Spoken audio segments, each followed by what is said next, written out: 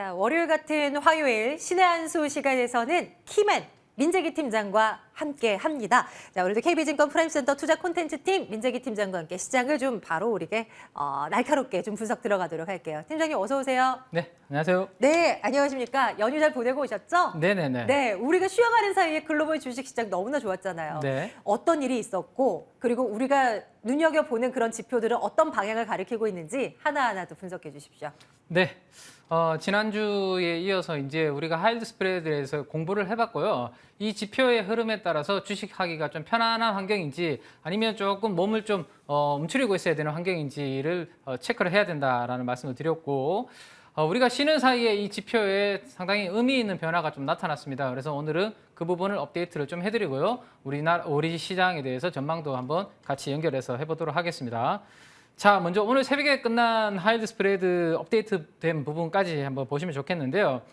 우리가 연휴 직전에 5%를 살짝 하회하는 하이드 스프레드의 흐름이었습니다. 그래서 5% 밑으로 좀 드라마틱하게 좀 떨어져 줘야지만 주식하기 좀 편안한 환경이다라는 그런 말씀을 좀 드렸는데, 우리가 쉬는 사이에 연속으로 하이드 스프레드가 계속해서 하락하는 움직임이 좀 나타났습니다.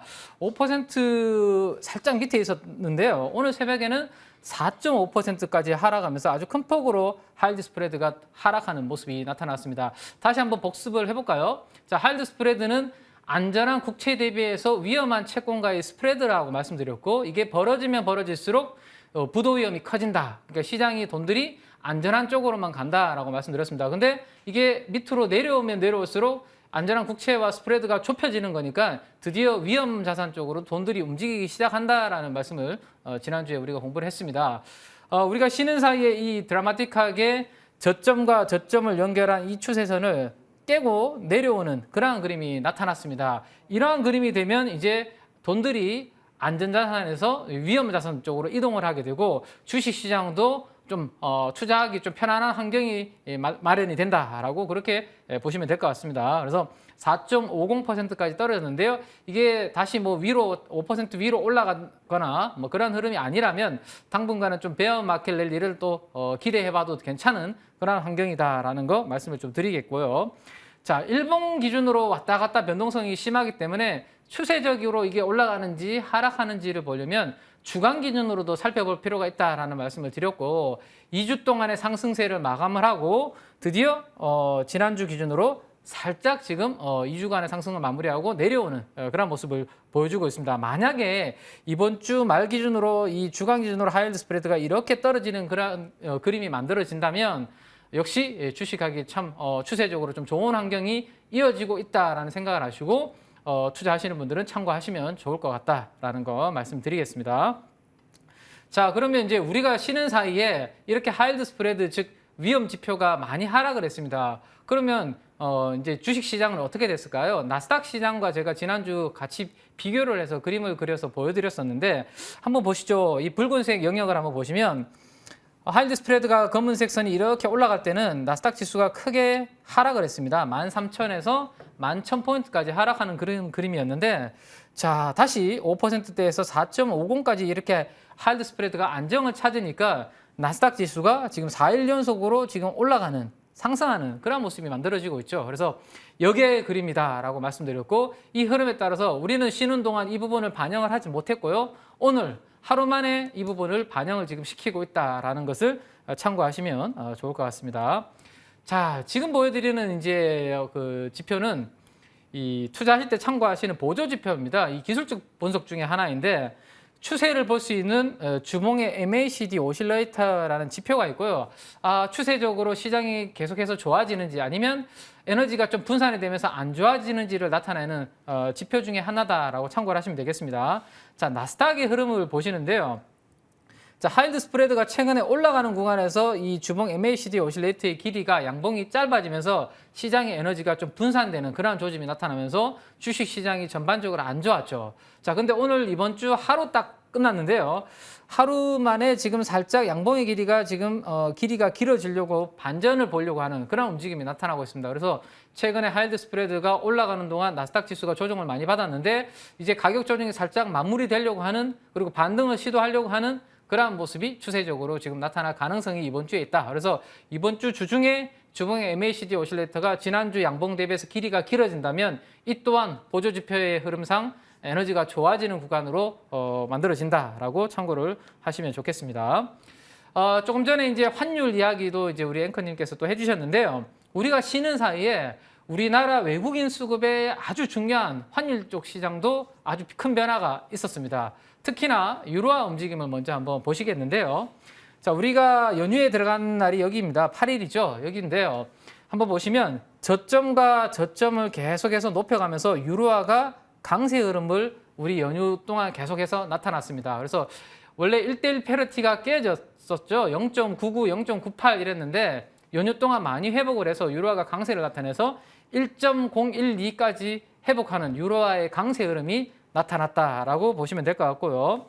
자, 유로화가 이렇게 강한 구간을 제가 동그라미로 이렇게 그렸습니다. 그때 우리나라 코스피 지수의 노란색은 역시 강한 그림을 만들어지고 있죠. 즉 우리가 연휴 동안 유로화가 강세를 보였기 때문에 오늘 우리나라 증시도 그 부분을 반영해서 코스피가 좀 상대적으로 강세 흐름이 또 오래간만에 진행이 되고 있다라는 거 참고를 하시면 좋겠습니다. 그러면 앞으로 유로화가 이렇게 추세적으로 계속 올라가 준다면 외국인 수급도 좀 우호적으로 들어오면서 증시가 베어마켓 랠리를 다시 한번 기대해 볼 수 있는 그러한 환경이 될 수 있다라는 거 참고하시면 좋겠고요.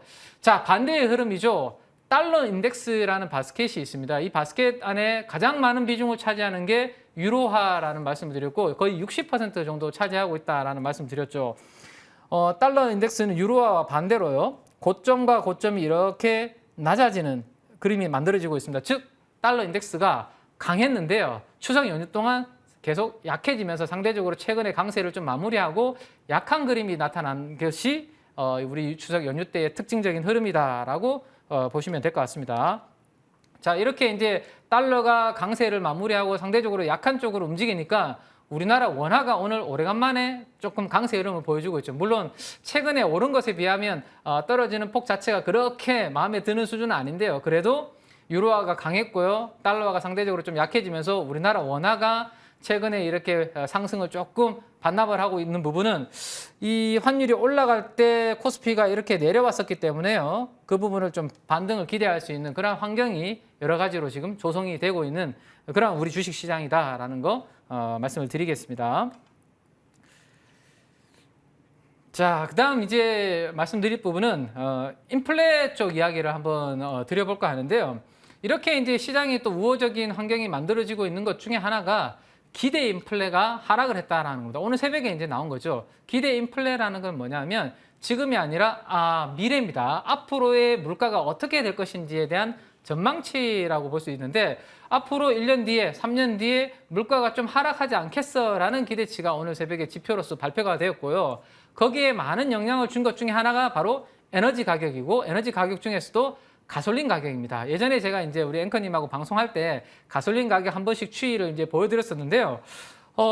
갤런당 5달러를 넘어섰던 이 가솔린 가격이 오늘 새벽 최근에 3.71달러까지 갤런당 많이 드라마틱하게 하락하는 모습입니다. 이것 또한 오늘 밤, 내일 새벽 정도에 발표될 이 물가 지표에 대해서 조금 안정을 찾을 수 있겠구나라는 기대감을 가질 수 있게 만드는 요인이다라고 볼 수 있겠죠. 네. 자, 그다음 이제 오늘 지표를 발표를 앞두고 많은 분들이 지금 걱정을 하고 계십니다. 그리고 또 이 CPI라는 물가 지표가 발표되고 나면 이게 또 한 번에 이제 변곡점이 되지 않을까라고 걱정하시는 분들도 있는데 제가 생각하는 부분을 좀 말씀을 드리면 제가 오늘 이제 페드와치에서 이렇게 조사를 해보니까요. 오른쪽 그래프가 9월 달입니다. 9월 21일 날 FOMC 회의가 있는데요. 75bp 금리 인상 확률이 이미 90% 이상으로 반영이 되어서 지금 움직이고 있는 상황입니다. 그리고 왼쪽에 있는 그래프는 50bp의 금리 인상 확률인데 10%도 채 안 되게 반영이 되고 있습니다. 그래서 혹시라도 뭐 가솔린 가격이 좀 안정을 찾고 이렇게 물가 지표가 조금 기대 인플레도 낮아지곤 했지만 생각했던 것보다 좀 악화된 물가 지표가 오늘 밤에 발표가 된다고 하더라도 이미 시장은 75bp 금리 인상할 것으로 이미 반영을 하고 있기 때문에 그 충격은 좀 제한적이지 않을까라는 것을 한번 생각해 볼 수 있을 것 같아요. 혹시라도 또 생각했던 것보다 더 좋게 나오면 또 거기에 따라서 우리가 또 대응을 하면 되지 않을까 그렇게 정리를 해드릴 수 있을 것 같습니다. 네. 그렇게 된다면 오늘과 같은 상승 그리고 요 며칠간 이어졌던 미국 증시의 상승세가 조금은 더 이어질 수도 있겠다라는 어떤 가능성은 좀 열어두는 게 어떨까 하는 생각도 해보게 돼요. 일단은 뭐 결과를 또 지켜봐야지 우리가 또 추후 판단이 가능할 거고요. 이제 팀장님, 네. 시장 쭉 훑어봤으니까 네. 주요 이슈들 하나씩 한번 들여다봐요. 일단 최근에 중국 상하이 컨테이너 운임 지수가 계속 하락하고 있다라는 소식이 접수되고 있고 해운주들의 흐름이 또 좋지가 않았는데 네. 오늘은 몇몇 뭐 HMM을 비롯해 몇몇 종목들은 또 반등을 도모하고 있는 상황이거든요. 이거 이제 어떻게 봐야 될지 좀 분석해 주십시오. 네, 오늘 이제 HMM을 비롯해서 해운주들이 좀 반등을 추구는 있습니다. 근데 오늘 시장의 특징을 한번 보시면 좋을 것 같은데요.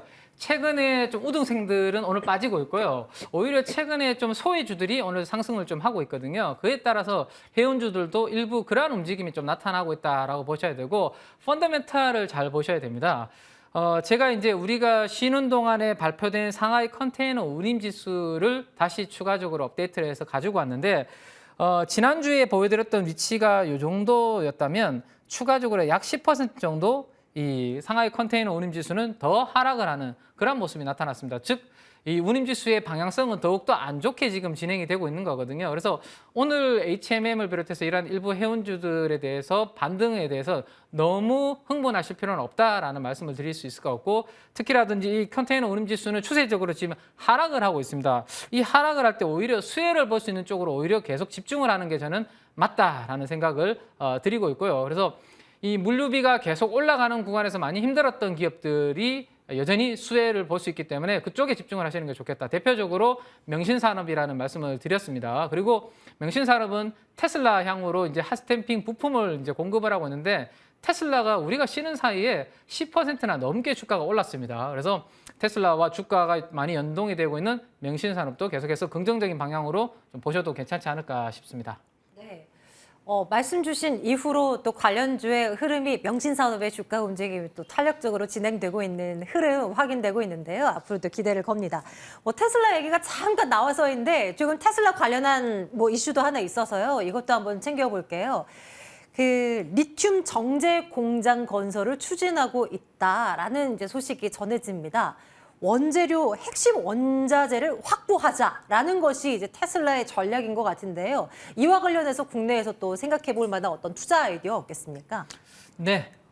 테슬라가 이제 리튬 정제 부분을 직접 하겠다라고 발표할 만큼 상당히 중요하다라는 이야기를 우리는 또 생각해 볼 수 있을 것 같아요. 그래서 이번에 IRA 관련된 법안과 함께 가이드라인이 나오고 난 다음에 중요하게 시장에서 지금 움직이고 있는 테마 중에 하나가 바로 리튬이고 리튬 중에서도 수산화 리튬 관련된 부분이 이슈가 좀 되고 있습니다. 그래서 제가 가지고 온 자료를 가지고 한번 말씀을 좀 드릴 텐데요. 일단 미래나노텍이라는 기업이 있죠. 미래나노텍은 과거에 우리 LCD로 TV를 만들고 LCD로 PC 모니터를 만들 때 그때 광학 필름을 거기에 납품하는 기업이었습니다. 근데 LCD가 사양 산업이 되면서 상당히 지금 부진했었죠. 근데 이 미래나노텍이 미래 첨단 소재라는 자회사를 발판으로 해서 2차 전지 소재 사업을 진출하고 있는데 그 전방 고객사를 한번 보시면 LG화학 그리고 LNF, 에코프로 BM 그리고 벨기에의 글로벌 1위 양극재 회사인 유미코어 이러한 기업들이 다 양극재 회사들인데요. 양극재 회사들인데요. 이들 쪽을 전방으로 해서 수산화 리튬을 납품을 하고 있는 회사가 바로 미래 첨단 소재고 이 미래나노텍의 자회사다라고 보시면 될 것 같습니다. 그래서 이제 미래나노텍이 최근에 이제 몇 년 동안 LCD 업황이 이제 꺾이면서 힘들었었는데요. 2차 전지 소재 매출액 추이를 한번 보시면 작년도 대비해서 올해 아주 큰 폭으로 점프하고 내년도에는 1,000억이 넘어서는 그러한 그림이 될 것 같습니다. 그러면 일론 머스크가 이끄는 테슬라가 이 리튬 정제 산업에 진출한다라는 것은 이와 관련된 산업을 하고 있는 기업들한테 프리미엄 요소를 부과해주지 않을까라는 생각에 미래나노텍을 중심으로 이러한 리튬 정제 산업을 하는 기업들에 대해서 관심을 계속 가지실 필요가 있겠다라는 거 정리해드리겠습니다. 네, 좋습니다.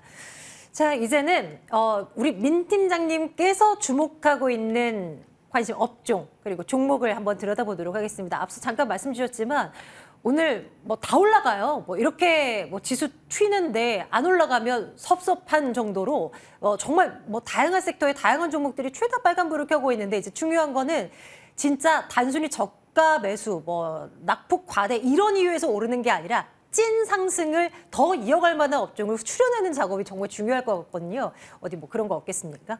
네. 5G에 대해서 오늘 한번 오래간만에 말씀을 좀 드려보려고 하는데요. 네. 일단 우리 추석 연휴 직전에 기관 투자가들이 업종에 대해서 어떻게 매수 강도를 보였는지에 대해서 한번 그림을 한번 보시면 좋겠는데요. 기관들이 지난 9월 8일 기준으로 가장 강하게 매수 강도가 들어오는 업종이 바로 통신 장비 섹터입니다. 진짜 오래간만에 잡혔는데요. 그래서 통신 장비가 뭔가 의미 있는 변화가 있나? 그러면 추세적인 상승을 한번 기대해 볼 수 있기 때문에 우리가 공부를 좀 해봐야 되지 않을까 싶어서 오늘 통신 장비 5G 관련된 이러한 부분들에 대해서 말씀을 좀 드리도록 하겠습니다. 자, 그래서 지난 9월 8일 기준으로 기관들의 매수 강도가 강했던 20종목을 한번 꼽아 보니까요. 시가총액 대비해서 순매수를 많이 한 종목입니다. KMW가 시총의 1.4%나 아주 큰 폭으로 매수를 했더라고요. 그리고 대한강통신이라는 이 또 통신 관련된 종목이 있습니다. 두 종목이 이 통신 관련된 종목이라고 할 수 있죠. 그래서 두 종목을 오늘 비교를 좀 해드리도록 그렇게 하겠습니다. 자, 먼저 통신 장비 업종을 기관들이 샀으니까 뭔가 펀더멘탈적으로 변화가 있는가 해서 제가 애널리스트들의 실적 추정치를 한번 그려서 가지고 와봤는데요. 지난 7월달, 8월달 이렇게 영업이익에 대한 전망치가 올라가는 듯 하더니만 최근에 3분기 실적이 거의 마무리되는 시점에 다시 실적 추정치가 이렇게 하향 조정이 되는 이런 모습이 나타나고 있습니다. 별로 펀더멘탈의 변화는 아직까지 크게 느껴지지 않는 그런 그림이다라고 볼 수 있을 것 같네요. 자, 그래서 이제 통신 장비 업종 내에 그러면 어떤 종목에 대해서 기관들은 의미 있게 시가총액 대비해서 강하게 매수를 했을까라는 것을 체크하니까 역시 KMW가 시총의 1.4%나 해당하는 금액이 한 방에 지난 9월 8일 날 들어오는 모습이었고 나머지 종목들은 거의 좀 미미한 수준의 매수 강도로 그쳤다라는 거 한번 보시면 될 것 같습니다. 자, 그러면 KMW로 가장 의미 있게 샀는데요. KMW의 펀더멘탈이 뭔가 변화가 있는지 최근 2018년도부터 4년치에 제가 매출액 분기별 추이를 한번 그려서 가지고 와봤는데 2018년과 2019년도에 폭발적인 주가 상승을 보였던 이 성장하면서 폭발적인 주가 상승을 보였던 그때 이후에 지금은 한 분기에 400억 정도 전후에 매출액밖에 만들지 못하고 있습니다. 별 변화가 없죠. 사실 턴어라운드에 뭔가 신호가 감지된다면 매출액이 위로 이렇게 한 방 팡 튀는 움직임이 나타나야 되는데 그런 모습이 아직까지는 나타나지 않고 있다라는 거고요. 이렇게 분기별 400억 정도의 매출액이 나오니까 영업이익은 지금 최근에 5개 분기 연속으로 이렇게 적자가 나타나고 있습니다. 그러면 KMW를 뭔가 이 펀더멘탈을 보고 개선되는 걸 보고 기관들이 샀다고 보기에는 조금 갸우뚱한 그러한 흐름이 될 수 있을 거다라고 말씀드리고요. 자, 그러면 애널리스트들이 앞으로 12개월 후에 1년 뒤에 이 KMW의 주당 순이익 전망치가 어떻게 될 건지를 제가 주가랑 한번 같이 그려와서 그려왔는데요. 한번 같이 보시면 좋겠습니다. 자, 지난번에 KMW 업황이 아주 좋을 때요.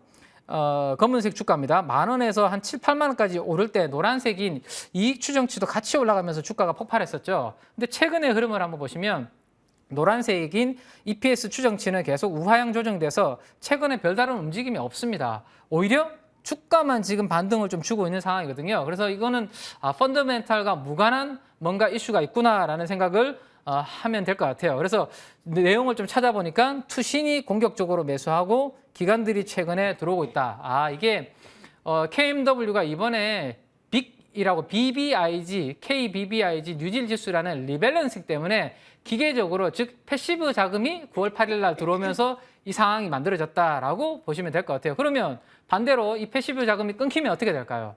다시 또 주가는 좀 지지부진할 가능성이 높죠. 펀더멘탈이 좋아지면 주가는 올라가겠지만 그게 아니라 일시적인 수급 영향으로 들어온 거라면 다시 조금 쉬어갈 가능성이 높습니다. 그러면 혹시라도 KMW를 내가 이번에 잘 보유를 했다면 이번 주에 이 패시브 자금이 추가적으로 좀 들어오면서 주가가 상승할 때가 단기적으로는 비중을 조금 줄여두는 것도 나쁘지 않다라는 생각을 할 수 있을 것 같고요.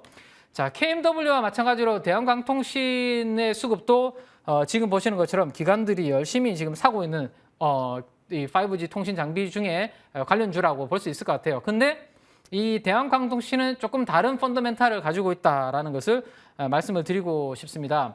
예전에 2017년, 18년 동안 이렇게 대한강통신 월봉인데요. 아주 큰 폭으로 주가가 오를 때가 있었습니다. 그때 중국의 광섬유 소비가 폭발을 하면서 글로벌 광섬유 판매 가격이 아주 큰 폭으로 올라갈 때 이 대한강통신의 주가가 바닥에서 한 10배 정도 오른 적이 있습니다. 그리고 그 뒤로는 주가 움직임이 별로 재미가 없고 조정을 많이 받은 그러한 상황이죠.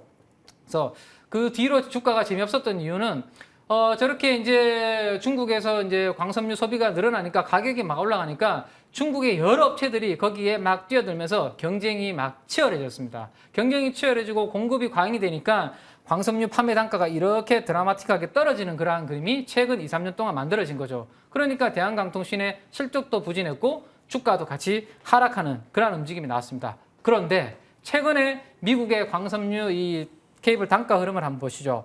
다시 작년도 하반기부터 바닥을 찍고 케이블 가격이 올라오는 그런 그림을 만들어주고 있습니다. 그래서 이 부분을 따라서 우리가 투자를 한다면 수출 금액도 회복을 하고 있고요. 그다음 수출 금액과 함께 주가가 과거에 같이 움직였던 것을 감안하면 최근에 수출 금액 회복과 함께 주가의 상승도 어느 정도 인정이 될 것 같습니다. 그래서 수출 금액이 작년도 전년 동기 대비해서 회복이 되고 있는 부분을 감안하면 올해 턴어라운드를 기반으로 대한광통신은 5G 통신 장비 중에서도 그래도 우리가 펀더멘탈이 개선되는 종목이다라는 생각에 공부를 해볼 필요가 있을 것 같습니다. 전략은요, 뭐 대한광통신을 보되 조금 여유 있는 흐름으로 지켜보는 것이 낫다는 판단일까요? 네, 5G 관련주 중에서는 지금 가장 먼저 앞단에서 지금 좋아지고 있는 상황이기 때문에 제가 봤을 때는 중기적으로 과거의 목표 주가를 7,000원대를 회복하기는 뭐 아직까지 이르지만 그래도 실적 턴어라운드와 함께 서서히 저점을 회복하면서 4,000원, 5,000원까지는 중기적으로 회복할 수 있지 않을까라는 네. 기대를 가지고 있습니다. 한동안 5G 관련주들이 시장을 이끄는 주인공격인 역할을 할 때가 있었습니다. 그 이후로 그냥 이 소리 소문 없이 이 관심도가 뚝 떨어졌었는데요. 이제 다시 그 분위기가 되살아나는 것일까요? 5G 통신 장비주 가운데서도 우리는 대한광통신을 저희 민 팀장님과 함께 눈여겨보는 종목으로 올려놓도록 하겠습니다. KB증권 프라임센터 투자 콘텐츠팀 민재기 팀장과 오늘도 함께한 신의 한 수였네요. 팀장님 다음 주에 뵐게요. 고맙습니다. 네, 감사합니다.